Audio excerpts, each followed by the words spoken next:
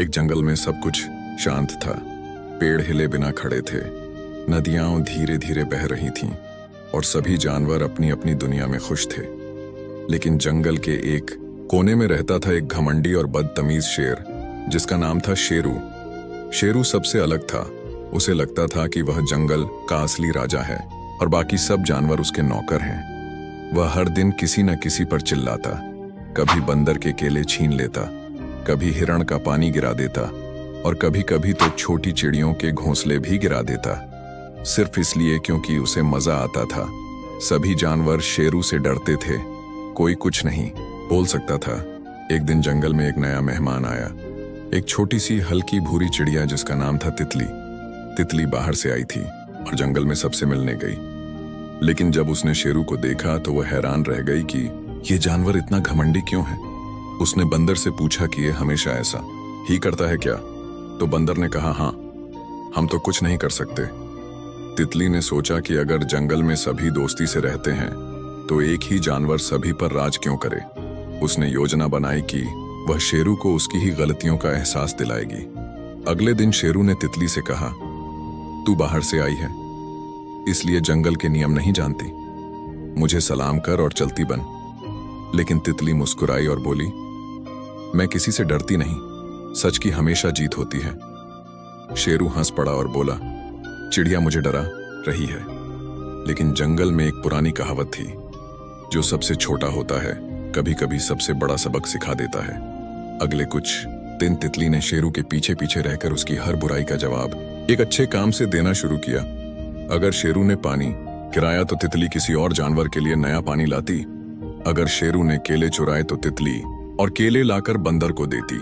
धीरे धीरे जंगल के सभी जानवर तितली के साथ हो गए। शेरू अकेला पड़ गया। पहले उसे गुस्सा आया, फिर उसने योजना बनाई कि एक दिन वह तितली को जंगल से निकाल देगा। लेकिन उसी रात शेर एक बड़े गड्ढे में गिर गया। उसने जोर जोर से चिल्लाया, बचाओ बचाओ।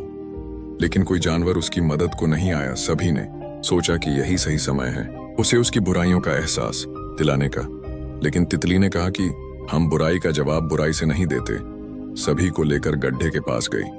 बंदर ने रस्सी लाई, हिरण ने उसे बांधा और मिलकर सभी ने शेरू को बाहर निकाला। शेरू इतना शर्मिंदा हुआ कि उसकी आंखों से आंसू आ गए। उसने सभी से माफी मांगी। तितली से पूछा कि तुमने मेरी मदद क्यों की जब मैंने तुम्हारे घोंसले गिराए थे? तो तितली ने कहा, क्योंकि अगर मैं तुम्हारी तरह बन जाती तो इस जंगल में कोई फर्क नहीं रहता। उस दिन के बाद शेरू बदल गया। अब वह हर किसी से प्यार से बात करता, छोटी चिड़ियों के लिए पेड़ों पर जगह बनाता और नए मेहमान को खुद स्वागत करता। जंगल फिर से खुश हो गया। हर तरफ दोस्ती और मुस्कान थी। सभी ने मिलकर एक नया नियम बनाया कि जंगल में ना कोई बड़ा है ना छोटा, सभी बराबर हैं और जो सबसे ज्यादा मदद करे वही असली राजा कहलाएगा। इस कहानी से हमें यह सीख मिलती है कि घमंड हमेशा गिराता है और प्यार ही सबसे बड़ी ताकत होती है।